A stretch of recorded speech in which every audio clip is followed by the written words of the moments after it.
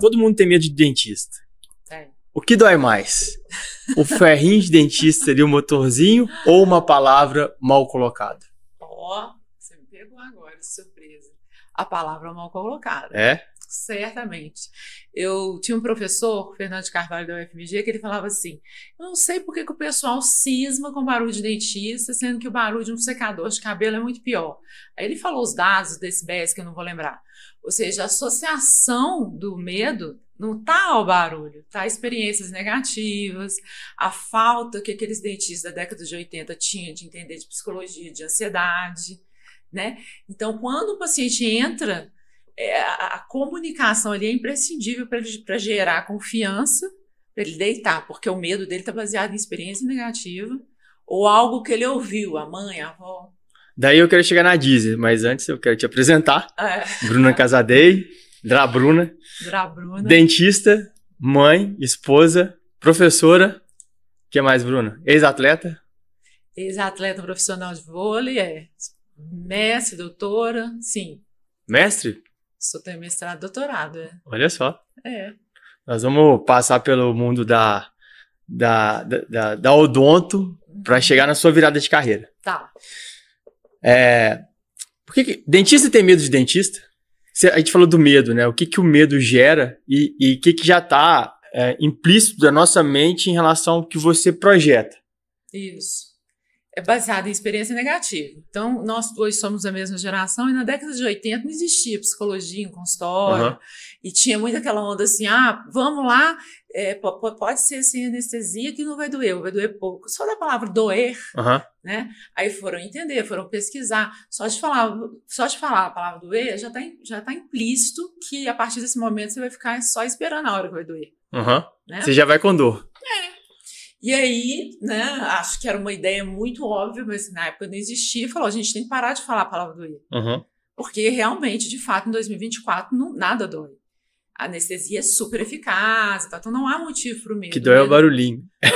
O barulhinho que é associado, é um medo de pura associação à dor. Porque você não tem medo de turbinas de avião, se você gosta de avião. Você não tem medo de secador de cabelo, se você gosta de cabelo. Então, é uma associação feita por experiências negativas mesmo. Se você quiser ir para Disney ou para Paris, você possivelmente vai passar por uma zona de turbulência no Atlântico, ali na hora que você passa no Equador. Ali onde é que caiu exatamente o avião, que é uma zona de turbulência. Não tem jeito, você cruzar o Atlântico, você vai ter turbulência. E a experiência, você não vai para Disney porque vai ter uma turbulência? Você vai para Disney, você vai para Paris. E a questão do medo é o ponto de vista, é o copo meio cheio, meio vazio. E a gente sempre pesa pro copo mais vazio. Então, se você tiver medo de avião, ou você tiver medo de dentista, ou medo de algumas coisas que são do seu subconsciente. Então, viver do medo te torna medroso. Então, eu gosto muito de tirar o problema por desafio. Sim. E o medo é importante para a gente entender o que a gente está sentindo por trás do medo. Se é uma solidão, se é uma inquietude, se é uma coisa que colocaram na sua cabeça e que não é seu. E acho que em geral é por aí, né? Sim, isso que você falou, que colocaram na nossa cabeça e não é seu. Eu me identifico muito com essa frase sua, porque eu acho que tem muito a ver assim, com a educação que você recebeu dos pais. No melhor das intenções, eles vão colocando alguns medos, depois professores de escolas rígidas. Eu vim de um histórico de muita rigidez de educação, de muita cobrança de alta performance. E isso numa criança, né, num adulto. Se num adulto já gera medo, você imagina numa criança, 6, 7 anos, que é onde é formada essa zona, né, de conflitos, de medos subconscientes. Então, eu posso te garantir que o medo sempre me acompanhou. O medo de não conseguir performar, né? Falando agora já do lado profissional. Então, várias vezes eu fui refém desse medo. E ainda sou, né? Não estou num lugar, agora me curei para sempre, né? Por quê? Igual, vai ser um clichê o que eu vou falar, mas é verdade. É aquela história, né? Como criar filhos. Então, igual um jogo de videogame. As dificuldades vão aumentando. E quanto mais você vai alcançando certa posição, vai vindo problemas mais difíceis. O sarrafo vai subindo. O sarrafo sobe. Exatamente. Mas pra descer todo Santa ajuda, né? Então. Santa ajuda e muita subir gente, é difícil, descer. Muita gente empurra. Não né? é? Nossa. Mas na verdade eu acho que a perspectiva é sempre nossa. Também acho. Isso é uma coisa que eu ressignifiquei na minha vida. Eu sempre coloquei o fracasso ou o sucesso em cima de quem estava comigo, dos meus pais, de quem estava dos meus amigos ou de onde que eu estava no ambiente de trabalho. E aí depois de uma perspectiva de que sou eu, então é uma coisa que eu falo, o problema é seu, ou o problema é meu.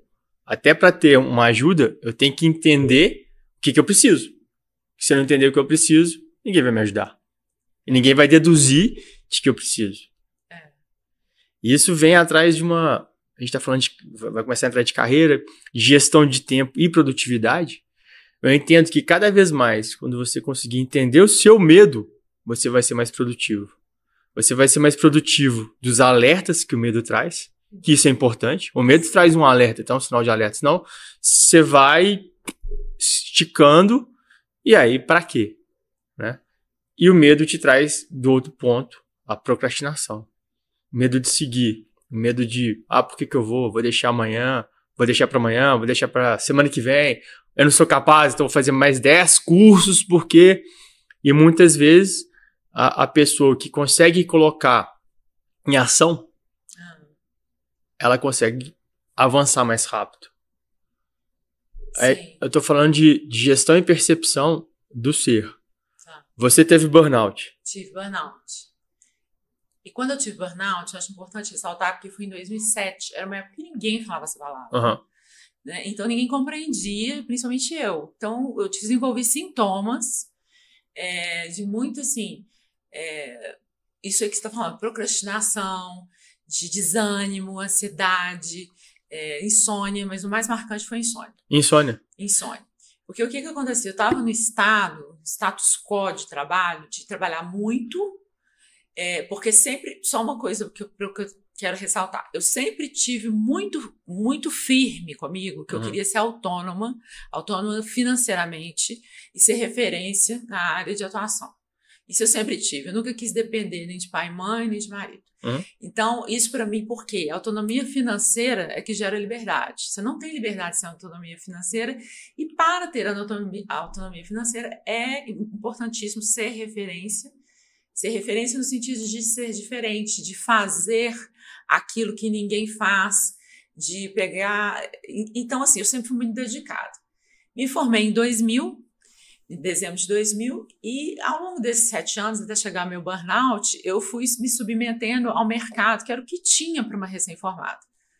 E aquilo foi me desgastando, ao ponto que eu fui me distanciando do sonho, de quem eu era, tipo daquela atleta que era capitã, que era titular e capitã de uma equipe do Minas, que já foi selecionada, né, para as seleções. Então, assim, eu me distanciei dessa pessoa firme, líder, e fui me tornando frágil, fui me tornando ansiosa, fui me tornando desanimada, arrastada.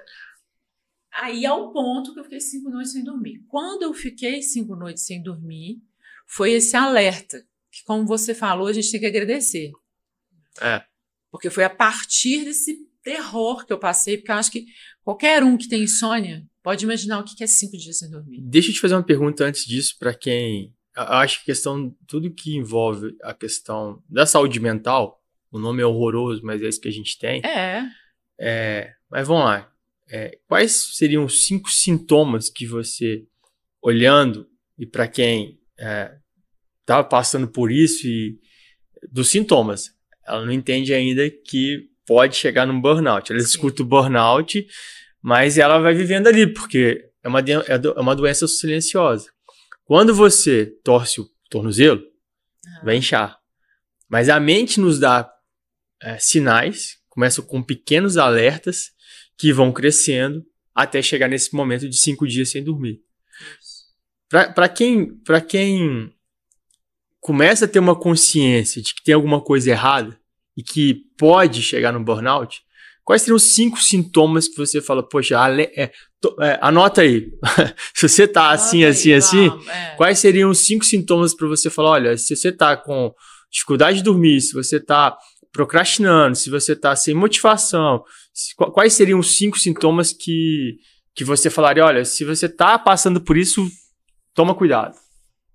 Excelente pergunta, adorei.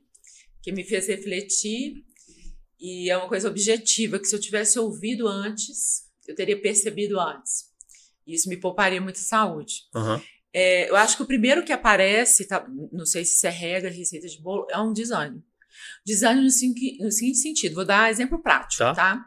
Eu gostava de comprar roupa, comprar acessórios só para o meu social. Uhum. Para sair, para encontrar amigos, para ir para o churrasco. O meu trabalho, eu detestava gastar dinheiro com roupa de trabalho. Então, é uma coisa que hoje em dia, à distância, eu percebo. Então, eu não queria gastar dinheiro com aquela roupa branca, não queria gastar dinheiro. Então, eu sempre falo com os meus alunos, eu tinha uma calça branca de brim, ela tinha um furinho no joelho. E ela era tão confortável que eu não conseguia abrir mão daquela calça e não tinha menor ânimo de levar para a costureira para consertar. Então, você trabalhava com ela rasgada? Com ela rasgada, com um furinho. Furinho. Um furinho. Ao ponto da moça que trabalha lá em casa, mora lá em casa da minha mãe há 40 anos, falar assim, não, pelo amor de Deus, eu não iria numa dentista com calça de furinho. Isso para mim, hoje em dia, né, com 46 anos, professora, em outro status profissional, é uma coisa inimaginável. Quando eu vejo um aluno assim, eu falo, meu Deus, que desleixado, só que eu esqueço que eu fui. Uhum. Tá? Então, esse desânimo, essa falta de investimento na própria imagem mesmo, começa por aí. Uma deprê, um arrastamento, o despertador toca, parece que é um inferno, você precisa de uma coragem para levantar, para ir trabalhar, né? Burnout. Quantas sonecas tinha? Quantas sonecas tinha? Ai, Alexandre, eu acho que uns 3 no mínimo. E aí eu saía correndo, eu gastava 10 minutos para trocar minha roupa, escovar dente e passava filtro solar dentro do elevador do meu prédio. Você vê como não tinha menor ânimo de me arrumar, de me preparar, de tomar um café da manhã, não tomava café da manhã. Então, que começa alguns sintomas de depressão, insônia, né, que foi, e picos de ansiedade, assim, medo do próprio paciente, ou às vezes impaciência com o que o paciente ia falar. Irritabilidade. Eu fui me distanciando muito da Bruna, que eu era sem perceber. Sem perceber. Até chegar num nível drástico que me demandou, obviamente, procurar profissionais e tratar. O alerta foi 5 dias sem dormir? Foi ali que você procurou? Eu tive uma crise de choro, num lanche, assim, na minha casa. Depois de 5 dias sem dormir? Depois de 5 dias sem dormir, eu não aguentei, eram 7, 7h30, meus pais estavam na mesa, eu era solteira, minha irmã, né, que você conheceu minha irmã, Alexandre é meu amigo, gente, de longa data, eu tive uma crise de choro no meio de um lanche e ela sacou, porque ela já tinha feito cursos nessa área de liderança, autoliderança, comunicação, e ela me sugeriu, acho que eu devia fazer um curso de autoliderança. Eu falei, o que tem a ver? Autoliderança. Era um curso que ela tinha feito, que tinha feito muito resultado para ela. Então, além, óbvio, aí eu já estava em tratamento. Então, só voltando um pouquinho antes, eu acho que a questão da irritabilidade, a questão da motivação, lógico que tem dia que você vai acordar e você vai estar desmotivado. Isso faz parte. Eu acho assim, Bruno, quanto mais rotina você tiver, mais produtivo você vai ser. Sim. Não é questão de ser sistemático, é diferente. Sistemático se a minha rotina, eu vou sair de casa às 8 horas para chegar às 8h30, e por algum intervalo do trânsito eu atrasei, nossa, mudou tudo. Sabe? É o limite do equilíbrio, né? No final das contas, a gente está falando de equilíbrio. A questão da irritabilidade é o tanto que coisas pequenas te tiram do sério. Então, se a gente está no trânsito de novo, está no engarrafamento, teve, sei lá, um acidente, o trânsito parou, e aí o que você vai fazer? Você não tem controle de tudo. E aí você começa a ficar irritado, você começa, sabe? É aquela história daquele Dia de Fúria, daquele filme. Tem até o Pateta, eu lembro. Pateta, não adoro que eu tô dizendo Pateta. É muito isso. E é a intensidade / tempo de duração. Isso é uma regra da ansiedade, sabe? Você entender os sintomas da ansiedade. É o tanto que esse estímulo externo te afeta. Então, uma buzina de carro. Nossa, me irritou. Tá. Mas eu votei pra mim. E o tanto que essa buzina do carro, ou o cara te fechar, você fica remoendo isso durante um tempo. Então, é intensidade e tempo de duração de você ficar ruminando aqueles pensamentos, ou aquela emoção, ou aquele sentimento que te veio. Então, uma coisa que é um mantra pra mim, a mente adoece o corpo. Com certeza. E como é uma coisa intangível, então quando a gente fala de produtividade e gestão de tempo, para mim é muito claro o que é tangível e o que é intangível. Tangível é a produtividade que você rende. Vamos lá, para quem é empresário, para quem é autônomo, e o mundo digital está cada vez mais nos levando para isso, sim, é quando você faz de dinheiro. Sim. Gestão do tempo é o que você faz com esse dinheiro. Tá. Então, no final das contas, o mundo ideal é você trabalhar menos, ganhar mais e desfrutar das coisas que você gosta. Sim. Acho que a equação é essa. Porque não adianta nada você trabalhar muito, ser muito produtivo, ter dinheiro e não ter tempo. Né? E o tempo, 24 horas, são 24 horas para todas as pessoas. E um simples ajuste na sua rotina, você não vai mudar o estilo de vida. Você não precisa mudar o estilo de vida. Você precisa ajustar a sua rotina.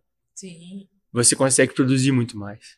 Porque muitas pessoas passam um dia inteiro trabalhando, chegam em casa, têm a sensação de que precisa trabalhar mais porque não foi produtivo, e aí você deixa um monte de coisa para trás. Importantíssimas. Família, lazer, você mesmo. E que a gente está falando de burnout, é muito isso. Né? Então, uma coisa que eu achei super interessante, só para pegar isso, a questão da produtividade, as pessoas confundem o trabalhar muito com ser produtivo, não é necessariamente. Eu acho que você entra num modo de fazeção de coisas, faço um tanto de coisa. Então, naquela época, eu realmente trabalhava muito, primeiro, meu resultado era baixo. Você trabalhava muito e rendia pouco? Rendia pouco, em várias clínicas. E se cobrava muito? Isso cobrava muito, porque e aí, gente, eu já sou especialista, eu já sou mestre. Em 2007 eu já era especialista e mestre. E tendo que trabalhar sábado para manter as minhas contas pessoais. Você tinha a sensação de que o tempo era improdutivo para você? Tipo, não, eu não tinha essa consciência. Mas não tinha consciência? Não. Hoje você tem? Total. Você gastava mal o seu tempo? Total. Mas eu não tinha essa consciência. Eu achava que era aquilo, porque você entra numa roda viva, vai esquecendo de tudo, de quem você é, você não se percebe, você não para para... Não para. Então, esse curso que eu fiz de imersão foi um primeiro divisor de águas, não fez de um milagre, mas me fez enxergar coisas que eu fiquei mais atenta e fui emendando um curso no outro.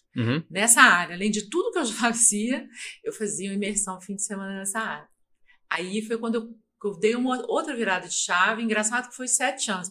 Tem gente que acredita nessa coisa de 7 anos, não é o meu caso não, que 7 anos você tem uma virada.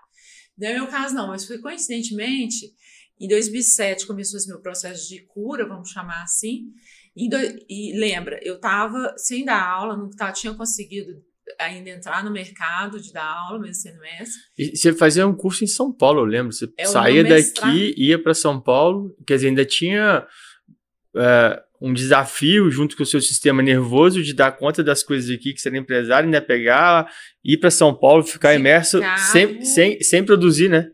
Exatamente, lembro muito bem. 30 meses de carro indo para Campinas passar uma semana. Era no meu carro, naquele Peugeot 206. E vezes o carro custava 4 mineiros indo passar uma semana lá. Então era tudo muito sofrido, porque eu aprendi que a questão era trabalhar duro, né? Os nossos pais, a geração se não trabalhar duro, tá errado. Então eu tive muito esforço numa época que pelo menos era uma época que eu acho que eu fisicamente aguentava mais esforço. E aí eu fui mudando tanto, eu fui entendendo que o comportamento, eu já tinha técnica, o meu produto já estava muito bem, falar muito bem, mas assim, estava bem posicionado. Eu tinha um produto bom, mas eu tinha que mudar o comportamento, eu tinha que mudar a minha postura profissional, porque eu já estava tão desgastada que eu já não conseguia comunicar bem com o meu paciente. Então, só para resumir essa virada. 2000 a 2007 eu vivi esse processo que eu falei, e de 2007 a 2014, em 2014, que é um marco para mim, eu já estava atendendo só no meu consultório, só paciente particular, já tinha parado de atender plano, já tinha largado todas as 9 clínicas que eu trabalhava e comecei a dar aula. E em 2016 virei coordenadora da instituição. E hoje, além disso, eu tenho curso de imersão, eu tenho uma equipe que trabalha para mim, então eu estou aqui com você, mas no meu consultório está produzindo resultado. Você conseguiu desapegar, porque geralmente muitos profissionais, quando você pula o balcão, né? Então você é um profissional liberal, como um dentista, e aí vira uma empresa. Enquanto você está atendendo, a dificuldade de entender que isso é uma empresa, ou eu sou um produtor digital, eu sou da Creative Economy, sim, seja o que for. Sim. Então é uma decisão de ser autônomo, você não vai ter CLT. Se você sim, produzir, você ganha. Se você sim, não produzir, você não ganha. Mas quando você começa a performar, você não vai dar conta de tudo. E muitas das pessoas, elas acham, e isso vai muito também do mercado, o pensamento é o mesmo. Todos, em lugares diferentes. Se eu sair daqui do consultório, eles não vão conseguir fazer. Sendo que um dia você fez para alguém. Sim. Então a gente tem confiança. E muito que acontece, quem está dentro da CLT, de grandes empresas, de grandes corporações, eu vou começar a absorver tudo aqui porque eu tenho que ser produtivo, então não fala não. E aí você vai empilhando demandas. E quando você tem muitas demandas, e com um pensamento muito alto, porque isso gera pressão, você vai ser muito menos produtivo. Então, aprender a dizer não, até para cliente, falar assim, hoje eu não posso atender. Mas é muito. É difícil isso, né? Mas é difícil. Foi difícil a transição. E sabe o que foi mais difícil para mim? Porque a minha área especificamente, falando bem de forma geral, é tratamento de canal. Então, os meus clientes são os dentistas que me encaminham. Uhum. Né? Não é um paciente que bate na minha porta, quero fazer um canal. Então, eu precisei convencer profissionais, e muitos deles, assim, profissionais conceituados no mercado, que confiavam muito no meu trabalho, precisava convencê-los a confiar na minha equipe. Uhum. São três endodontistas, especialistas excelentes. As 3 foram minhas ex-alunas, e eu sou muito observadora, então isso é uma habilidade minha, e elas estão fazendo trabalhos, assim, maravilhosos, via de regra, não vou falar, mas assim, muitos eu falo, então, tá fazendo melhor que eu. E ok, eu vou te falar que isso mexeu um pouco com o meu brilho, tá? Com seu ego? Sim. Eu vou te admitir, falei, peraí, Bruna, sossega, que bom que você selecionou essas pessoas. Então, são meninas, que a gente chama de meninas, mas elas têm 31, 32 anos, né? Então, seja 10, 11 anos de formado, extremamente habilidosas, focadas, que estão produzindo trabalhos. Então, eu estou tentando, e aí eu fico só na área de casos mais complexos que demandam microscópio. Então, elas ficam nos bar. Mas, assim, convencer as pessoas mais velhas, principalmente esses profissionais dentistas, foi o meu maior desafio. Mas eu consegui, através de uma boa comunicação, explicando, mandei cá, consegui, tá tudo dando certo. É recentíssimo isso, tá? Uhum. Assim, fez 1 ano. E como é que você se sente hoje como empresária? Muito mais empresária, gestora, do que dentro da oficina? Eu me sinto mais feliz, é uma responsabilidade maior, mas eu me sinto mais feliz porque eu acho que estava mais alinhado, talvez você já tenha percebido isso, com a minha vocação, sabe? A minha vocação ela é bem de ser agregadora, de comunicativa, de observar, tanto que me fez, né, te elogiar o seu conteúdo no seu Instagram foi isso, porque é um assunto que eu acho extremamente relevante e apaixonante, esse assunto. Uhum. Então, eu sou muito mais dessa área de liderança do que da área operacional. E eu tenho um projeto de ficar cada vez menos no operacional. Essa história, Bruno, eu falo muito de a gente que tem muito conhecimento e hoje a internet nos traz uma possibilidade de, se você quiser fazer um curso de Harvard, você consegue fazer de graça. Um curso de Harvard, sim, de graça. Como é que chama a plataforma? Eu esqueci o nome da plataforma, mas tem... Também. Se procurar curso de Harvard de graça para o que você quer, você vai ter. Então, informação não falta. Mas, se você não colocar o conhecimento em prática, você vai virar uma enciclopédia e enciclopédia fica na estante. Seus sonhos e objetivos vão ficar cada dia mais longe. Trazendo essa história do furo na calça, e até agora como empresário, essa jornada sua, eu vejo muito que estratégias fazem a diferença. Então, por exemplo, o que você quer ser? Primeira coisa. Você quer ser, eu quero vender brigadeiro, seja o que for. Mesmo do jeito que você vende um brigadeiro, eu sou bom de fazer brigadeiro, um cookie ou um brigadeiro com... começa com um brigadeiro que você é bom. Tá. A aparência, a gente compra pela aparência. Sim. A gente compra pelo cheiro, a gente compra pelo sensorial. Então a imagem, quer dizer, mas isso custa dinheiro, eu preciso numa loja cara, não. E de novo, a internet te dá todas as ferramentas de um look para o que você quer. Sim. Então, um dia que você acordar mal, de novo, anota aí, olha no espelho, veja quem você é e põe a roupa mais bonita que você tiver. Você vai sair para trabalhar, vou sair para trabalhar, vou sair para ginástica e tal, mas a roupa mais bonita. Isso, já faz a baita. Só de você ser percebido, você fala, nossa. E outra coisa, Bruno, a questão do nosso humor barra a interferência disso na sociedade.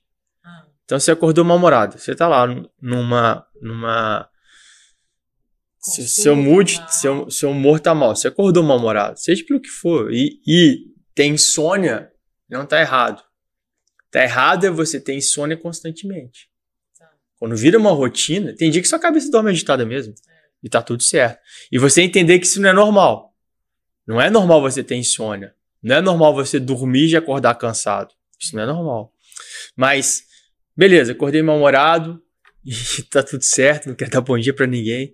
Um exercício que é muito legal, você entender que a sua percepção muda os outros. Então, você vai encontrar com uma pessoa no elevador, em vez de fechar a cara, dá um sorriso. Dá um bom dia e dá um sorriso. E se ela não te der um sorriso, de volta, o problema é dela, não é seu. Não se frustre. Chega no trabalho e dá bom dia pra todo mundo. Ei, bom dia. Vai até olhar pra você assim meio esquisito. Nossa, essa pessoa passa aqui todo dia fechada e tal. Mas em cima de pessoas invisíveis que a gente passa no dia a dia, que é o motorista do Uber, é a faxineira, é a secretária, ou o CEO, que às vezes está muito longe e ele é invisível também, você dá um sorriso, eu tenho certeza, eu te garanto que você vai mudar o seu, porque de 10 você vai receber um de volta e vai mudar seu dia. Não, com certeza. E é de graça. E é muito maior, né, do que isso. Você falou agora, eu vou dividir com você uma experiência que até é uma coisa íntima, assim, né? Eu cheguei a te falar que eu tô com um problema de contração de panturrilha e várias vezes eu tenho insegurança em atravessar uma rua, por exemplo. Uhum. E eu tô passando por esse processo já tem uns 2 anos, porque dá uma sensação de desequilíbrio. A panturrilha contrai involuntariamente, basicamente é isso. E aí, Alexandre, várias vezes que eu falei, tinha que atravessar a rua para ir na padaria. Uhum. E eu cheguei a pedir ajuda de um morador de rua, de um servente de obra que estava numa obra.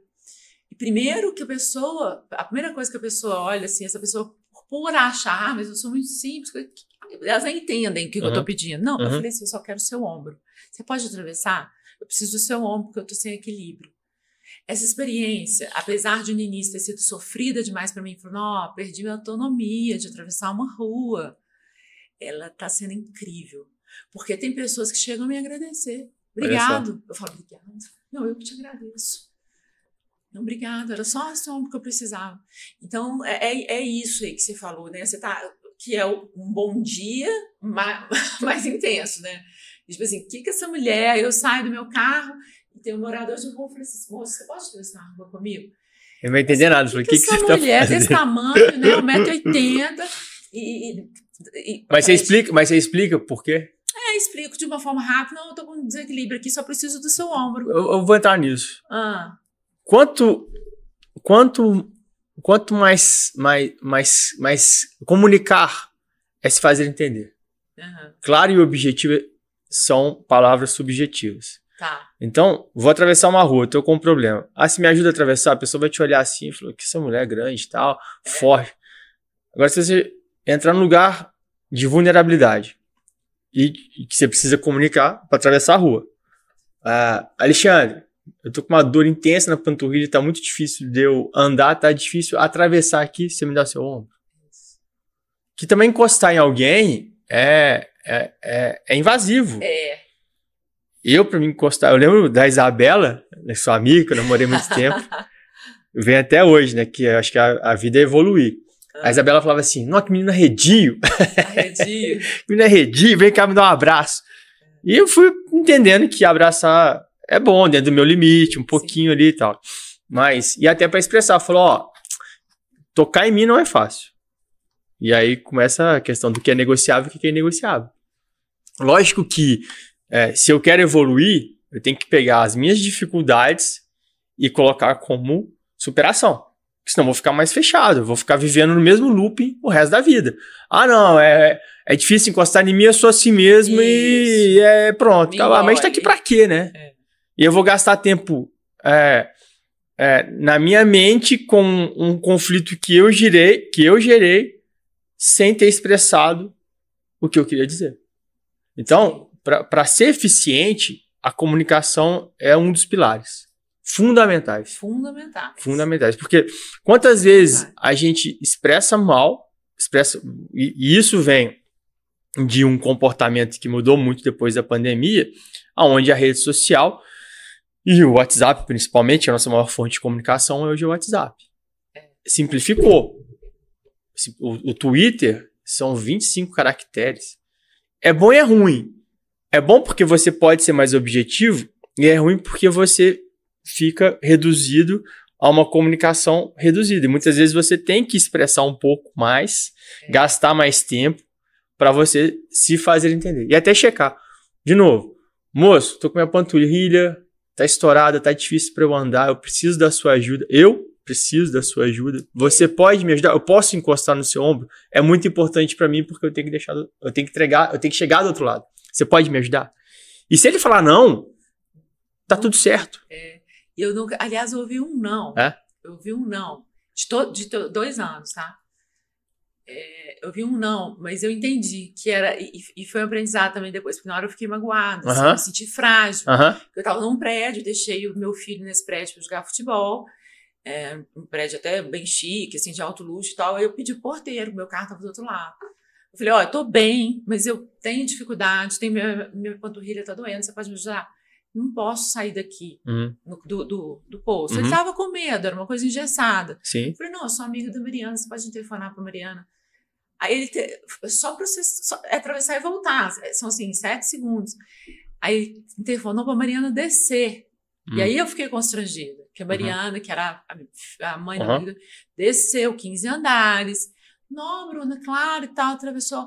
Foi o único não, mas eu entendi que é porque ele tava lá engessado no mundinho dele e tal. Mas eu acho que tem 2 coisas daí. Tá. Posso? Claro, deve.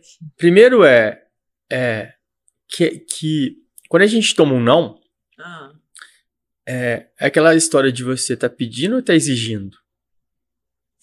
Eu tava tão pedindo que eu me senti, na verdade, até rejeitada. Então, mas você tá... Se você, em cima disso, coloca como alguma coisa inegociável, vamos dizer assim, você tá exigindo que ele te leve lá. Porque é sempre a percepção sua, dele. Então, nesse caso, por exemplo, possivelmente, ele tava com medo de perder o emprego. Sim, sim. E aí a gente entra na compaixão e na empatia. Sim. Então, quer dizer, ele não deixou de te ajudar.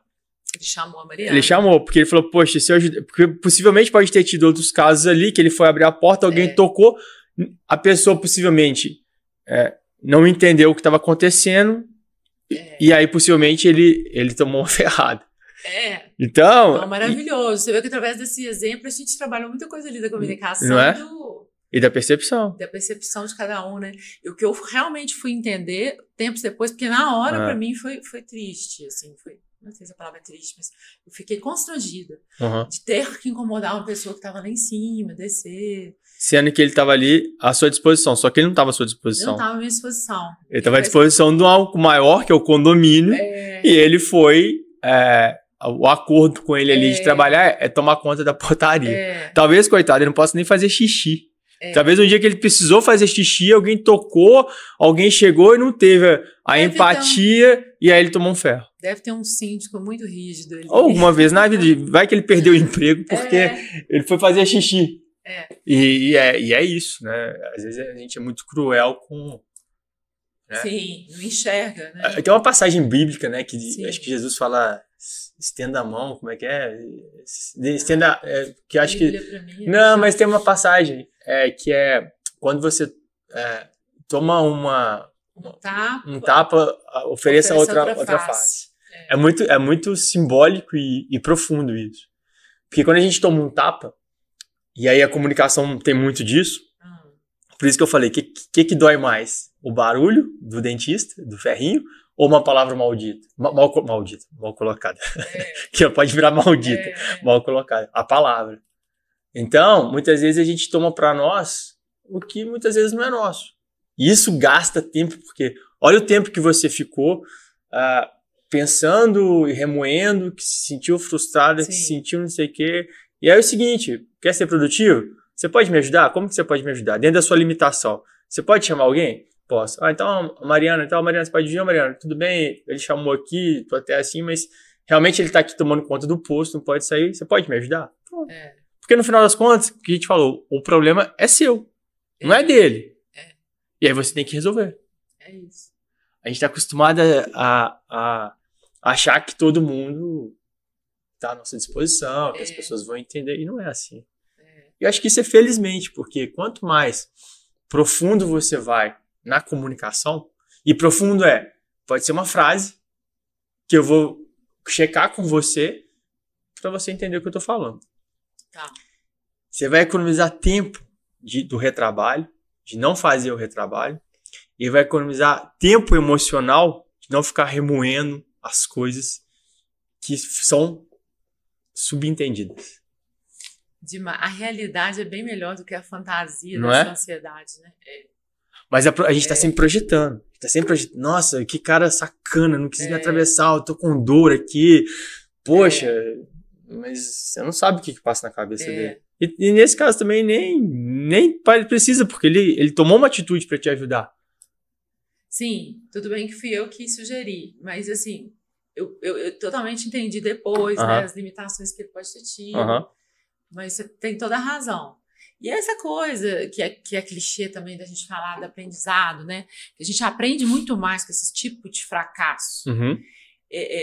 Mas essa condição, ela tem me dado uma humildade e eu estou tão impressionada como realmente, sim, só teve esse evento, ou seja, 99% das pessoas se sentem à vontade e até agradecidas. Isso é que foi demais, quando a pessoa falou assim, obrigado. Ele falou tão inconsciente, porque eu acho que eu aproximei dele, ele achou que eu estava com medo de ser assaltada. Ele achou que eu estava com medo dele. Essa pessoa, ali no bairro Mangabeiras. Era um servente de obra que estava ali na porta e eu precisava atravessar para ir dermatologista. Eu cheguei próximo dele e ele ficou mais na dele. Assim, eu vi que ele estava achando que eu ia soltar, que eu estava querendo fugir. E ao contrário, eu falei, você pode me ajudar? Ele assustou. Então, é uma lição, assim, né, a mulher independente, a Bruna Casadeira, a coordenadora, aguenta. 1,90 m. Não, atleta. Aguenta agora essa aí, segura essa aí, porque você está precisando de todas as pessoas, né? Então, eu de fato tenho mais do que agradecer mesmo, porque desenvolvi uma empatia enorme por conta disso também. Me veio uma frase que na solidão ou na multidão, sempre terá alguém para te ajudar. Na solidão ou na multidão, sempre vai ter alguém para te ajudar. Aprendi isso com o Ivan Trilha, um mestre que eu tive na vida. Bruno, falando de relacionamento, a gente chegou na calça rasgada. A calça rasgada. E era um furinho, já virou rasgada. Era um furinho, virou rasgada. Mas a importância dos relacionamentos. Tá. E se você não se expõe, você não se relaciona. Não. E eu acho que relacionamento é gestão de tempo. Porque muitas vezes você quer chegar e conversar com uma pessoa, você precisa dela, e você fala, ela tá sem tempo, nossa, ela tá ocupada. Você sempre coloca 10 milhões e 500 mil barreiras para alcançar um objetivo de chegar nessa pessoa. você crescer profissionalmente, e a gente está falando de gestão de produtividade, o fator humano, na minha percepção, vai ser cada vez mais valorizado.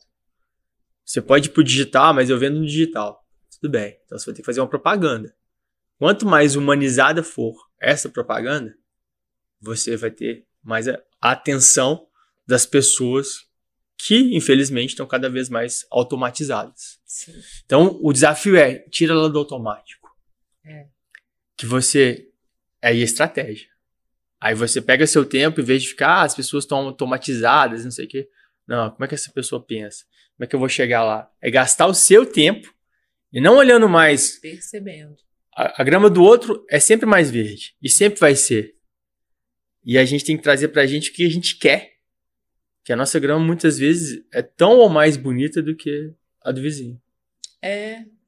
E essas comparações que de forma geral, são inúteis, mas eu percebo o seguinte, se você está achando que a grama do vizinho está mais verde, óbvio, tem pessoas que são mais produtivas, mais bem-sucedidas, mais equilibradas, muito mais bonitas que você, mais alinhadas. Olha com um olhar de admiração, ao invés de inveja. Eu fiz isso muito na minha carreira, eu decidi que eu iria me aproximar e prestar atenção, principalmente, ouvir palestras e estar perto de pessoas que eu considerava éticas e bem-sucedidas. Pessoas que não precisavam fazer páginas de Instagram, dancinhas com rios, para ser bem-sucedidas. Elas entregavam um trabalho muito bem feito, tinham uma formação muito boa e estavam satisfeitas, tanto financeiramente quanto com qualidade de vida. Então, eu foquei muito mais, porque a Bruna... pré-burnout, né? Porque o burnout ele vai ser construído, né? Eu falo que não é um ponto, é uma morada que você resolve ficar lá morando. Pré-burnout eu tinha uma tendência, inclusive, de querer encontrar com pessoas reclamonas. Inconsciente, total. Mas que dentistas que estavam no mesmo processo de formação que eu, na mesma idade, mais ou menos, que quando a gente sentava naquela mesa de bar e que aquelas bebidas, de certa forma, te entorpeciam, te anestesiavam, né? A verdade é essa. Para quê? Não, tá todo mundo igual. Esse aqui tá pior.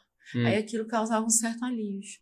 E a gente não percebe isso, mas a gente faz isso. E aí, na hora que eu dei essa virada, eu quero o contrário, né? Outra citação de Guimarães Rosa, né? É junto dos bons que a gente fica melhor. E é aquilo mesmo. Porque e aí eu entendi, peraí, mas essa pessoa aqui que eu estou trabalhando, dono da clínica, por que ele é tão bem sucedido? Deixa eu prestar atenção. E eu vi essa pessoa específica que eu estou lembrando. A relação de comunicação, que ele tinha com os pacientes.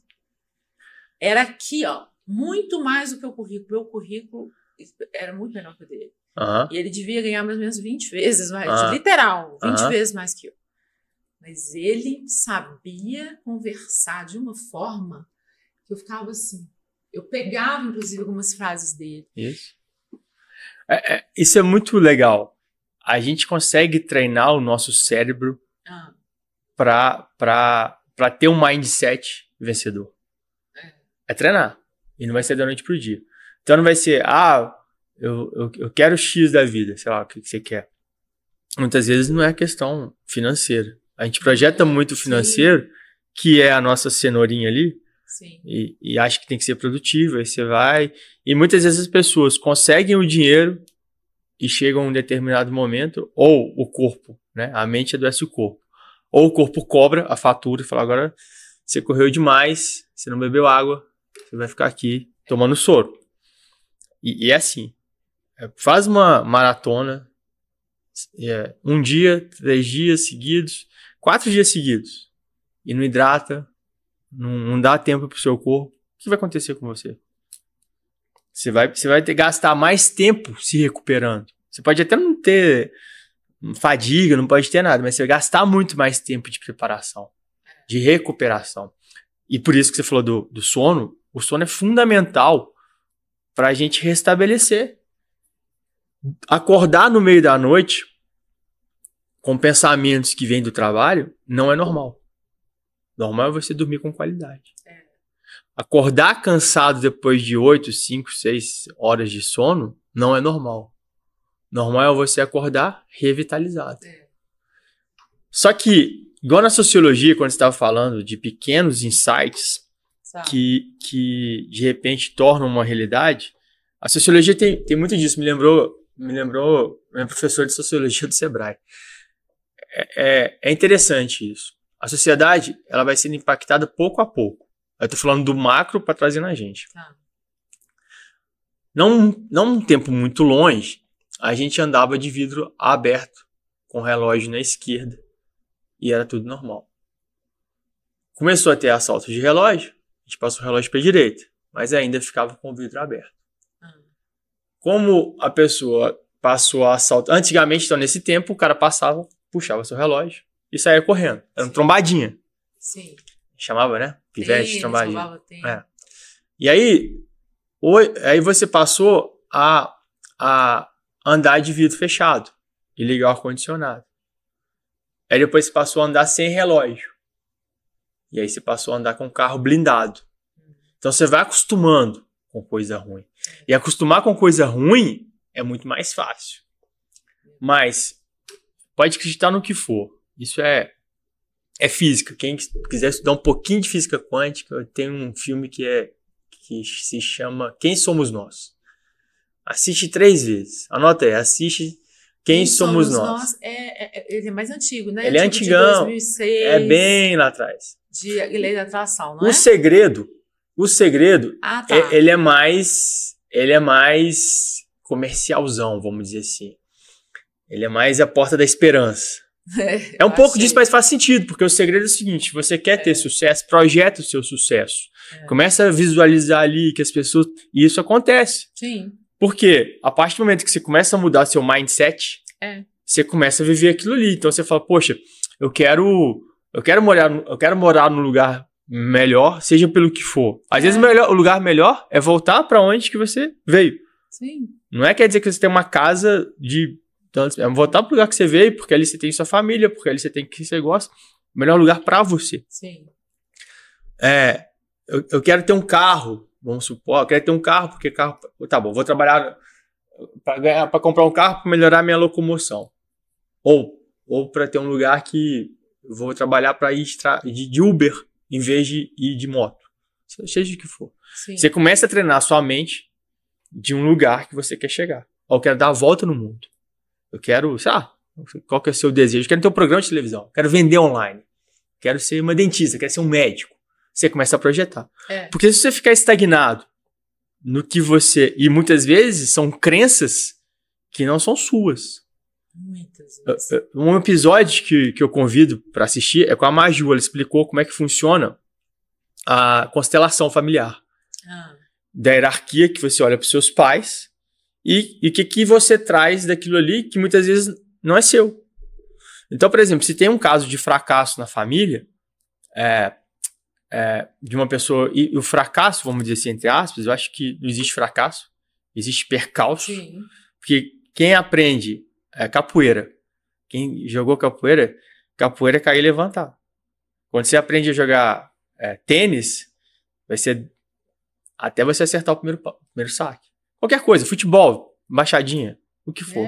É treinamento. E você não vai chegar da noite pro dia fazer 10 embaixadinhas, você vai chegar da noite pro dia.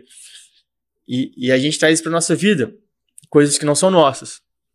Então, se teve um percalço, que teve um trauma na família financeiro, ou de abuso, ou de relacionamento tóxico, ou do que for, quem tá por cima de você, hierarquicamente, que são os nossos pais, vão querer te proteger. E aí, quando você quiser sair desse padrão, a tendência deles é, cuidado, não faz isso. São poucos que vão falar, não, vambora. Isso. Deu errado lá. Mas é por cuidado, é por carinho. Sim. Não é por maldade. Sim. Mas você entender o que é seu, fala, pô, mas isso não é meu. Isso foi meu avô que quebrou, meu tio que quebrou. Eu sou diferente. E entender o que você vai ter que fazer para fazer diferente também. E a primeira coisa é ressignificar o que você é. Isso é importante do processo de autoconhecimento, seja em terapia, psicanálise, né? Porque você me fez lembrar aqui também uma história, vou contar rapidamente, que é o meu avô, pai da minha mãe, ele tinha um comércio que faliu. E ele teve um infarto com 56 anos e deixou dívidas daquele comércio. para minha avó com 43 anos e 5 filhos. Então eu ouvi ao longo desses anos todos, era uma expressão usada no passado que era assim, não tem tino para o negócio. Porque o meu avô não tinha tino para negócios, que os irmãos dele sim, que ganharam dinheiro e ele não. E que o ideal seria você fazer concurso público, né? Então minha avó ficava no meu pé para fazer. Então romper com isso ao abrir um consultório que é uma empresa, né? Porque no Brasil qualquer um que abre qualquer microempresa tem que ter muito esforço, talento, não é para amadores. Foi uma dificuldade. Eu tinha sócios, não sei se você lembra, e aí depois eu assumi sozinha, fiquei sozinha, e hoje eu tenho essa equipe que eu te falei. Então, assim, foi difícil romper, porque vinha a voz da minha avó protetora. Não, o seguro é fazer um concurso público. E todo mundo quer segurança, Bruno. No final das contas, no final do dia, todo mundo quer segurança. Mas e tem pessoas, por exemplo, hoje eu sou muito mais apaixonada com esse fato de quanto mais eu trabalho, mais eu ganho. E as decisões são minhas, entendeu? Eu não quero ser CLT, é meu perfil. E cada vez mais o digital vai levar para esse lugar. A performance. Sim. E o que eu vejo no digital é que é muito mais fácil entrar. Eu lembro muito quando eu abri a Academia de Ideias, uma das primeiras pessoas que eu conversei foi com o Henrique Portugal, do Skank. Tá. O Henrique virou um grande amigo e eu tenho o privilégio de ter na minha trajetória pessoas que eu aprendi muito. O Henrique foi uma delas. E ele falava a história do Skank. Quando o Skank começou, ele era uma banda de reggae que tá ligado a Bob Marley, umas coisas que a sociedade ainda olha meio torto. Isso há 30 anos atrás, né? Hoje menos, mas a questão Skank, ligado a maconha, de uma banda de reggae de Belo Horizonte, fora do eixo, o capim, o mato era muito mais alto para cortar. Mas o Fernando Furtado e o Samuel, isso que me contou também foi um crítico de música, o Sérgio Martins, que trabalhava na redação. Eles foram, na época era fita cassete. Eles foram um por um. Pô, escuta isso aqui é legal, nossa banda de Belo Horizonte e tal. Aí o cara pegava aquela, né, é muito físico, hoje é digital. E volta de novo. Produtividade e tempo. Produtividade vou fazer uma fita que vai chegar no cara. Tempo vou lá entregar pro cara. Se eu ficar aqui só pensando, mandar pelo correio, não, é atitude. É atitude pra você fazer essa equação funcionar. Até que estourou. Pegaram era assim. Não, eu digo assim, a pessoa escutou a fita, né? Porque um deles escutou numa rádio. É aquela história do Zezé de Camargo e Luciano também, que conta no filme, que o pai ficava colocando a ficha ali e tal. E o digital, ele traz infinitas possibilidades. Você tem um mundo na palma do seu celular. Então, é muito fácil você entrar. Você tem uma loja. Mas se sustentar, é um outro jogo. E muitas vezes a pessoa se espelha em pessoas que deram certo, que ela só conta muitas vezes. Ela conta a jornada do herói, que ela foi, que ela era, mas não conta os percalços, não conta o que ela passou. É uma regra que tem no digital. Todo mundo tem a jornada do herói, né? Você contar de onde que eu vim, que não sei o que e tal. Enfim. Mas as pessoas se espelham numa imagem de uma pessoa que saiu daqui para chegar cá para dar um exemplo. É assim que funciona. Mas a resiliência de errar e o medo do fracasso trava muita gente. E quando você vai para o mundo, é muito mais a probabilidade de você abrir um negócio, você sabendo ainda pouco do negócio e tal, de você acertar da primeira vez, é maior ou menor? É menor. Faz parte errar. A gente acerta muito pouco. Se você colocar no seu dia todo, o que você acertou, e a gente é cobrado, porque a gente está num espelho de um mundo ideal, que as pessoas são bonitas e que elas têm sucesso, e que ela pega um jato particular e vai para Dubai. Eu falo, você tá fazendo o que? Dubai, gente? Dubai. Passa em Dubai ali, mas assim, tem tanto lugar legal por ali, vai. Também, não que eu tô descredecendo Dubai, não, tá? Não, eu tô. Que deve ser legal, mas eu optei por, em vez de ir para Dubai, foi a minha escolha. Você foi pra Índia? Me conheci. Não fui na Índia. Como é que foi esse ano sabático seu? Como é que foi? Você consegue, quer dizer... Resumido, eu era casado, Uhum. eu tinha um empreendimento muito grande nas minhas mãos, que era o meu cheque da vida. Eu rendi uma mina de ferro, que entrou numa briga societária, eu com quem estava envolvido. Literalmente, eles tentaram puxar meu tapete. Sim. E virou um processo judicial. Meu casamento já não estava bom. E aí, a gente decidiu separar. E aí, naquele momento, eu vi o mundo ruir. Por mais que o casamento não tivesse bom, tinha uma admiração das duas pessoas, ia levando aquilo ali. Tá. Só que chegou num momento que falou, não tá dando mais certo. Tá. E aí, eu comecei a mexer com proteína de inseto. E aí eu falei, eu preciso respirar, não tô aguentando ficar aqui. Eu tinha uma passagem que eu tinha comprado antes da pandemia, pra gente viajar, eu com a Ana Flávia, minha ex-esposa. Sim. Peguei essa passagem e falei, vou fazer um curso de inglês, eu preciso respirar. Aí eu decidi ir pra Dublin, ficar 3 semanas. Aí até o João Gomide falou assim, você vai ficar 3 semanas? Você vai ficar 1 mês? Eu falei, sei lá, eu vou ficar 3 semanas, eu preciso. Eu tinha muito medo do que eu poderia abrir mão aqui. Tá. Da minha família, sei lá, eu sempre fui muito ligado à minha família e tinha isso, sei lá, com um medo inconsciente. Só que na hora que eu cheguei em Dublin, e aí tá falando do medo, o meu estoque de medo veio tudo à tona, assim. Eu tava inundado pelo medo. Porque, tive muito medo. Eu entendi o que é o medo. Eu chorava, até o corpo reagiu. Eu chorava, como eu não chorei na minha vida. Eu me sentia sozinho, eu me sentia frágil. Nesses primeiros momentos. Nas primeiras semanas de Dublin. Tá. Dublin não é uma cidade acolhedora. Não é. A Irlanda é uma ilha, então numa ilha as pessoas são mais fechadas. Sim, imagino. E que tem a imagem de Irlanda que eu tinha, que era um país alegre e tal, é só no bar. Então eu ia pro bar, bebia, só que no outro dia vinha a ressaca e eu me sentia mais sozinho. E aí eu comecei a entender, falei, certo. Comecei a sentir o medo, eu não tinha pra onde fugir. E de 3 semanas eu fiquei 3 meses em Dublin. E aí eu falei, não, eu preciso, dou conta. Consegui entender que eu conseguia ficar fora do Brasil emocionalmente, longe de quem eu gosto, da minha família, dos meus amigos. E financeiramente também eu conseguia me adaptar. E aí, lá em Dublin, eu conheci uma menina, ela é uruguaia, chefe de cozinha. E a gente conversando, ela falou assim, você vai querer viajar depois daqui? Eu falei, vou. A minha ideia é ir talvez até a Turquia. Ela falou, até a Turquia? Por que quando você estiver na Turquia, você não pensa em ir para o Egito? Aí eu falei, que Egito? Fazer o que no Egito? Pensa sobre isso. E aí, quando você estiver no Egito, pensa em ir para a Ásia. Eu nunca pensava em ir para a Ásia. Não passava pela minha cabeça ir para a Ásia. Achava que era longe, sabe? Tinha uma série de barreiras que eu colocava, ficar muito tempo do carro. E fui. E aí, eu decidi ficar em hostel. Sim. Porque eu já tava me sentindo sozinho.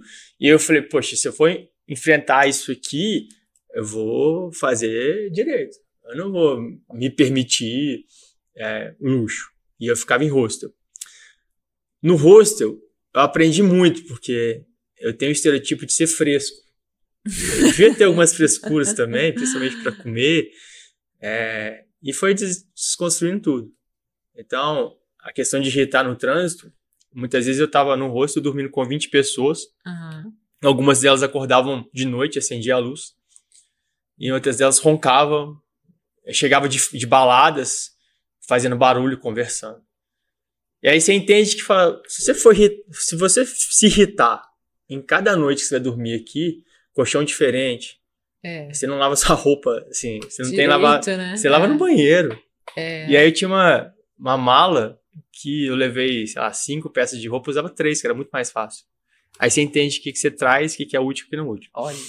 E eu fui indo. Passei por 30 países, fui em lugares que eu tinha muita vontade de ir, tipo Oktoberfest. Encontrei com amigos no meio do caminho que me fizeram sentir pertencido, que é tão bom quando você chega e é acolhido, assim. Nossa, quando eu cheguei em Paris, que tinha um casal de amigos dos meus pais, e falaram, sabe? Nossa. Eu amo você. Sei. E aí, eu segui o destino e vi a aurora boreal. Tive o privilégio da minha vida, o presente. Mas de tudo isso porque... Aonde? Noruega? Na Finlândia. Tudo isso porque eu me permiti viver. me permitir dentro do limite que eu tinha. Então, vai dormir em hostel? Vai dormir em hostel. Claro. O que tem pra comer isso é o que tem pra comer isso. E, Bruna, no meio do caminho, eu encontrava com pessoas que tinham menos condição financeira, menos condição financeira, vamos dizer assim, privilégio financeiro, que estavam fazendo a mesma jornada. Contei aqui a história um dia de um escocês que eu conheci na Turquia, que ele estava dando a volta no mundo pedindo carona. Pois é. E eu falei, pra onde você vai? Ele falou, vou pro Vietnã. Eu falei, daqui? Da Turquia? Como é que você vai, isso? É longe pra caramba. Eu falei, daqui a 2 meses eu tô lá. Sim. E assim, vivendo, assim. E dinheiro? Não, às vezes eu fico no hostel, eu durmo lá, trabalho no hostel, dou aula de inglês online e vou. E aí, nessa história toda, eu cheguei na Tailândia. Fui pro monastério no norte da Tailândia, que é uma outra história que o Felipe, né, que é um amigo que era meu vizinho, eu cumprimentava ele só de oi, tchau, tchau. A gente conhece uma pessoa em comum que me conectou na Tailândia e que me acolheu em Chiang Mai. E eu tinha muita curiosidade, que eu não sei de onde que vem isso, de ficar no monastério. Minha intuição me chamava para um lugar que era um ponto de curiosidade. E eu faço uma observação aqui, que quanto mais você estiver centrado em si, sua intuição vai falar mais alto. A sua intuição te diz muito. Bom, e dali eu fiquei 30 dias no monastério no norte da Tailândia, com monges budistas, aprendendo mindfulness, a entender o que são as emoções, a entender o que seu corpo diz, e lá eu encontrava com pessoas, igual você contou aqui pro bar, com pessoas que passavam por um processo muito de... Porque pra você chegar no norte da Tailândia, no monastério, não é fácil. Você tem que estar com muita vontade. Tem. E muitas chegavam e iam embora no dia seguinte. Tá. Muitas. Não davam conta. Não dava conta de ficar com ela mesmo. Porque ali não tinha... Tem gente que você conversa, tem muitas histórias, mas no final das contas é você consumindo. Dormi no colchãozinho assim, era fininho assim, e eu achava o máximo, porque eu falei, nossa, aqui tá tão bom. Porque eu tinha dormido em rosto, eu tinha dormido uma série de coisas que, comparado, era pior. Entendi. E ali, eu cresci muito ali. Ali eu acho que eu amadureci, sei lá, 10 anos em 1 mês. E continuei a jornada até chegar em Bali, onde eu fiquei 5 meses. Nossa, imerso no mundo da yoga. Aí entende um pouco mais a questão. A yoga e o budismo, para mim, são muito parecidos. Que no final das contas é você consigo mesmo, você com o ambiente. E a yoga traz alguns elementos. A yoga não é ficar nas posturas. Sim. A yoga são camadas, que primeiro é você mesmo. A terceira é respiração. O tão importante é a gente respirar. E se você quiser ser produtivo e gerir seu tempo, você tem que respirar. Você tem que entender que a sua respiração diz muito quando você não é produtivo. Quando não é produtivo. Que fica uma coisa curta, né? Ofegante, talvez. E aí você tá querendo resolver, você não tem... Sabe? Quando você tá passando por alguma coisa difícil, o que sua avó dizia pra você? Você tava lá toda nervosa e tal. Aconteceu alguma coisa, caiu do balanço, o que ela falava pra você? Respira. Respira. Vem cá, minha filha. Respira aqui, vem cá. Açúcar, né? Mas é respiração. Mas é imprescindível mesmo. E aí de lá eu aprendi muito. Aprendi a ficar... Não é gostoso, eu entendi que não é gostoso ficar sozinho, mas que existe um lugar dentro da gente. Eu falava, Bruno, que dentro desse contexto histórico que tinha um empreendimento que me daria muito dinheiro. Eu passei a acreditar que ele vai chegar, mas sem colocar pressão no tempo. Que se eu ficasse preso nesse emaranhado, que é uma história de cinema, eu vou escrever um livro sobre isso um dia.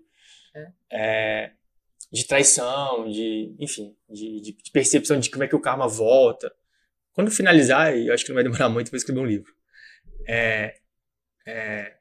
Se eu ficasse preso naquela história, minha vida não ia andar.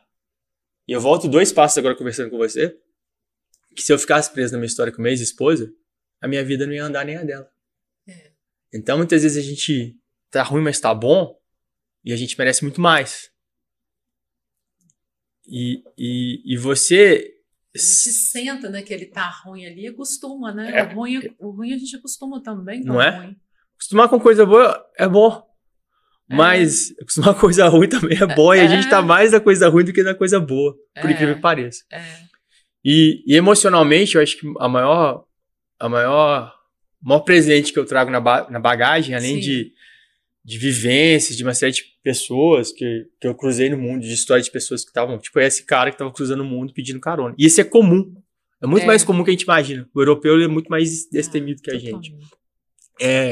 Eu trago na bagagem a inteligência emocional, esse autocontrole. De entender que quando eu estou inquieto e de quando eu estou querendo sair do mundo e ficar preso no celular, o tempo que eu estou perdendo. Não quer dizer que eu não vou fazer isso, mas a compreensão de que aqui eu estou perdendo tempo e às vezes eu preciso, vou ficar aqui, tá bom, beleza, para não me sobrecarregar mais ainda, mas não fazer disso uma rotina, de não fazer isso em um lugar normal. E ontem eu vi um trecho de um vídeo seu que eu achei impressionante. Assim, é coisa até que a gente já sabia, mas quando a pessoa fala que é a questão de estar presente, né? Num simples banho, né? Você sentir o toque da água. Eu vou fazer com as meninas da Terma. Elas lançaram um sabonete que tem um pouco dos chakras. É uma conversa mais profunda, mas a gente tem pontos energéticos. Sim. E elas lançaram um sabonete para esse equilíbrio. Com pequenos hábitos no dia, você consegue fazer essa... No final das contas, a gente está falando de meditação, a gente está falando de regulação do sistema nervoso. Uma dica, por exemplo. Você está no trabalho, está cansado, tá fora, você entendeu sua respiração, tá aqui, né? Não, respiração não é normal. Respirar sufocado não é normal.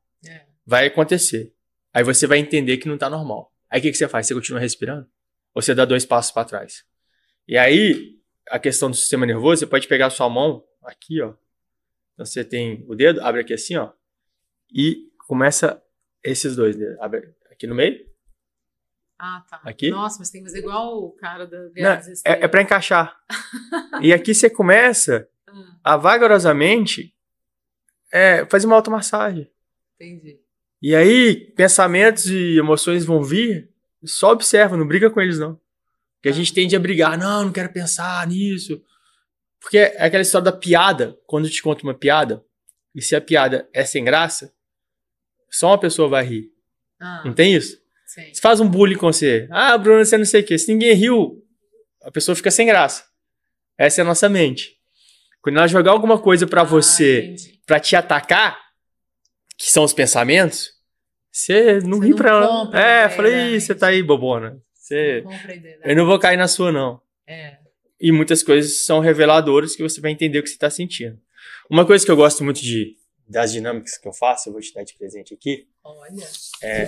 Esse aqui eu falo que é um kit de sobrevivência na selva. Esse aqui é uma mandala dos sentimentos. Tem uma máxima que por trás porque pensamentos geram sentimentos que trazem emoções. Pensamento geram sentimentos que trazem emoções. Então eu lembro muito de quando eu estava em Bali e eu estava sozinho em Bali, num lugar que eu decidi morar, e me via muito a imagem da minha ex-esposa. E me dava uma saudade, me dava uma solidão, E eu peguei essa mandala e falei, o que eu tô me sentindo? Tô me sentindo triste. Quando você fala assim que você tá triste, tem muito mais coisa por trás de um sentimento que a ponta do iceberg. Tava triste. Aí de triste eu tava me sentindo sozinho, tava me sentindo frustrado e tava me sentindo desanimado, vou colocar 3 aqui. Por trás disso, o que me chamava ela? Um ponto de apoio ali que já não fazia mais sentido para mim estar com ela. O que me vinha? Admiração, me vinha gratidão, me vinha muitas coisas dela, mas como mulher não vinha mais. E eu falei, tá bom, então se você tá puxando ela e não quer ela como sua esposa, vão descer mais camada, é igual descascar uma cebola. No final das contas, eu queria me ver a imagem com essa visualização da nossa família junta, com a família minha e dela, que a gente começou a ficar muito junto depois da pandemia, na praia, por exemplo. Então, na verdade, eu não queria ela. Eu queria um momento de união com pessoas que eu gosto, que eu admiro, e que isso não vai voltar mais. Então, você sente aquilo ali, você fala, nossa, que negócio gostoso. E não entra na história. Porque se eu entrasse na história, eu começasse a falar, nossa, mas se a gente tivesse feito daquele jeito, se tivesse cultivado, se eu, naquele momento, tivesse vivido mais. Mas você viveu. Por isso que veio a lembrança gostosa. Você foi destrinchando até entender a causa, Isso aqui é igual você descascar uma cebola. Pois é. Então, quando você tá triste, o que tá por trás da tristeza? O caminho vem sempre de fora para dentro. Não, de dentro para fora. Tá. Não tem uma regra. Tá, entendi. Mas você entender as suas emoções, tá. Por trás de uma tristeza. Olha aí a tristeza, conta pra gente aí. O que tem debaixo da tristeza, por exemplo? Tristeza é cansado, entediado, solitário, deprimido, envergonhado e culpado. Eu entendo muito mais você quando você diz que tá culpada, envergonhada e cansada do que você tá triste. Tá vendo? Tá. E aí, a gente tá falando de gestão de tempo e comunicação. Tá. Relacionamentos. Você tem relacionamentos o dia inteiro. Então, quanto melhor você expressa o que você tá querendo... Então, olha, eu tô triste. Você tá triste? Tá. Eu vou entender muito pouco.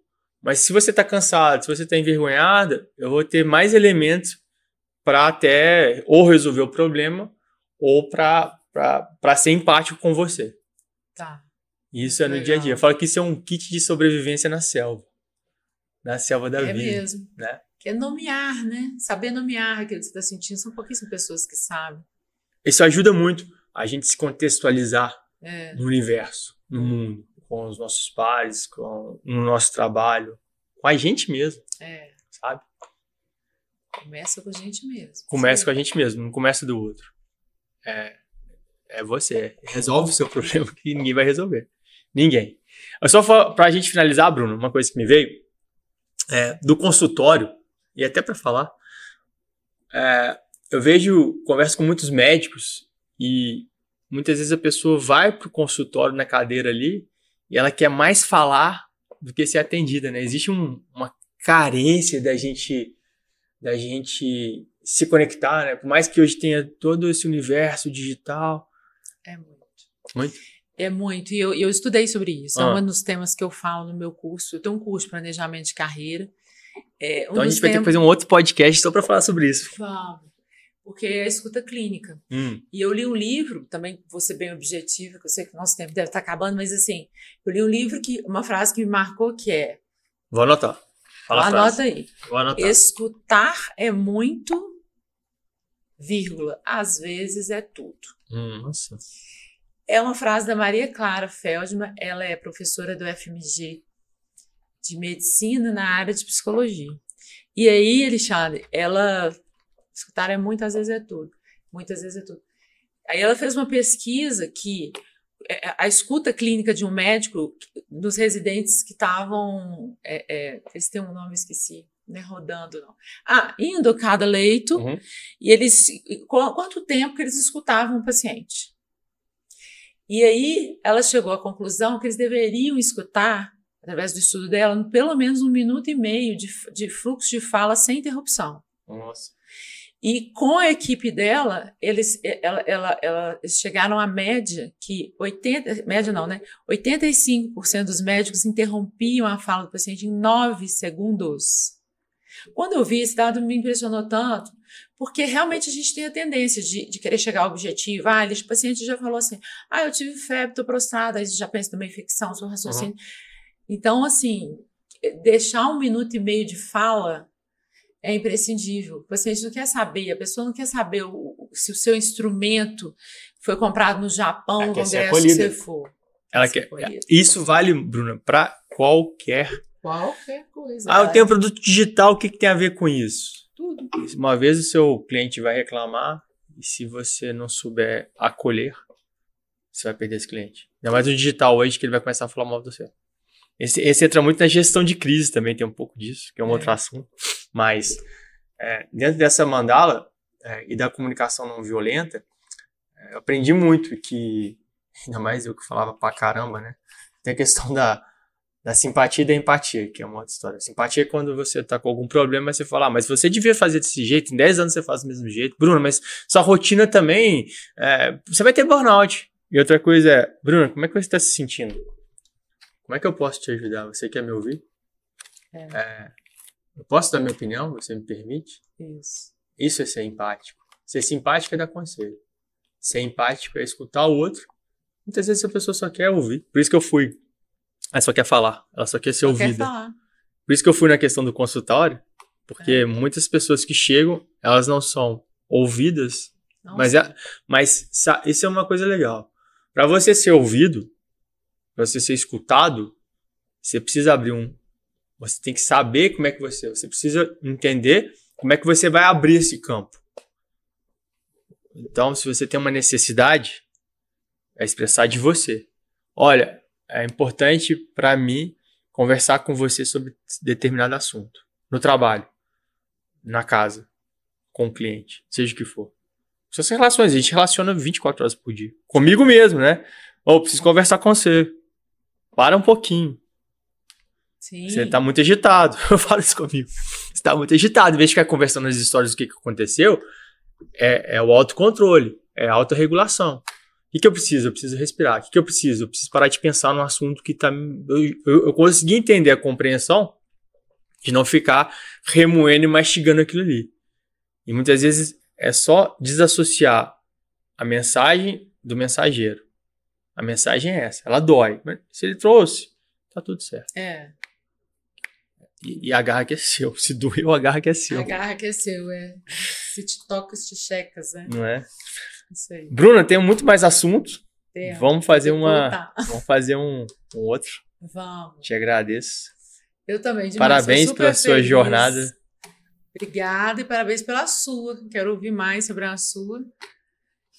Como é que vai ser a periodicidade aqui do podcast? Então, o podcast ele vai estar dentro do canal da Academia de 10. Tá. No YouTube. No YouTube. Tá. E está sendo desenhada uma mentoria e um produto digital. Esse produto digital é sobre gestão do tempo e produtividade. Exatamente um pouco isso que a gente falou. Então, para as pessoas que querem ser muito produtivas e reclamam da falta de tempo, é um produto para ela ser mais produtiva, ter mais performance, aumentar o grau de mindset dela e ainda sobrar tempo para ela ser amada, ser acolhida, viver a vida, né? Que senão você passa de carona. Deus me livre, pois é. Vou deixar só a dica de 2 livros Vamos que eu lá. separei. É o Essencialismo. O Essencialismo. E na sequência, ele escreveu o Essencialismo. Eu tinha Greg, ele escreveu o Essencialismo, não sei se você está sabendo. Aí ele fez tanto sucesso, que foi chamado para tantas palestras, que eu tive essa espécie de burnout também, que é uma outra coisa. Ele tá tão bom, que você quer tudo, você tá alegre, você tá feliz, fulano te convidou, que aí você não aguenta. Aí ele teve burnout. Ele teve? O autor do Essencialismo. É? Aí ele escreveu um segundo livro na sequência que eu tô lendo e tô impressionada. Como é que chama? Sem Esforço. Sem Esforço? E é exatamente isso que você falou. Como que eu sou produtivo sem ter que empurrar uma pedra? A questão da pedra é sensacional. A física diz muito pra gente, né? Se você quiser empurrar uma pedra muito alta, se você gastar tempo com uma vara curta, ela não vai mexer no lugar. Mas se você esticar com uma vara maior e equilibrar o ponto da estratégia, que é onde você vai mover essa pedra, não vai ser na força, é no jeito. Isso é o tempo. O tempo é o jeito. A força é a produtividade. Você vai ter que ter produtividade, não tem jeito. Você vai ter que tirar essa pedra do caminho. E muitas vezes, Bruno, vou até mais, vou em Carlos Drummond de Andrade. Tinha uma pedra no caminho tinha uma pedra. E muitas vezes a gente fala, poxa, tem a pedra no caminho, vou voltar. Supera ela. Escala ela, vê de frente, vê de uma outra perspectiva. Dá uma volta que ali você vai ver uma fruta que você gosta e tá tudo certo. Tá. Essa é a jornada da vida. Aí. Eu gosto de encerrar, Bruno, com um cumprimento que eu aprendi na Ásia, que é o Sadhu. Sadhu? Que pode ser um pouco do Namastê, mas o gesto é o mesmo. Que aí eu reverencio sua sabedoria. Ou no Namastê, o meu eu cumprimenta o seu eu. É muito bacana isso. Sadhu, então. Sadhu. Me lembrou o Miguel Falabella lá. Eu falo sempre isso nesse encerramento. Eu olhava aquele cara ali e falei, o que esse cara tá fazendo? Que coisa mais doida. Mas é muito profundo isso. É muito profundo. Ele é muito inteligente. A gente vai buscando no subconsciente coisas boas também. Nossa geração. A gente é qual? X, né? Nem sei. A X. Eu acabo tentando misturar todos pra não ficar defasado. Eu também. Eu falo, eu tô em 2024. Meu tempo é esse. Não é? Que senão você entra naquela questão do conflito de gerações que... Nossa, você não vai brigar. Escolhe as guerras que você quer. E as batalhas que você vai lutar, porque senão você vai ficar muito cansado. E a estratégia, tá falando de Ibérica, é estratégia. Pra você ter produtividade. Isso aí. Legal. Obrigadão. Obrigada, meu amigo. Valeu. Foi demais, viu?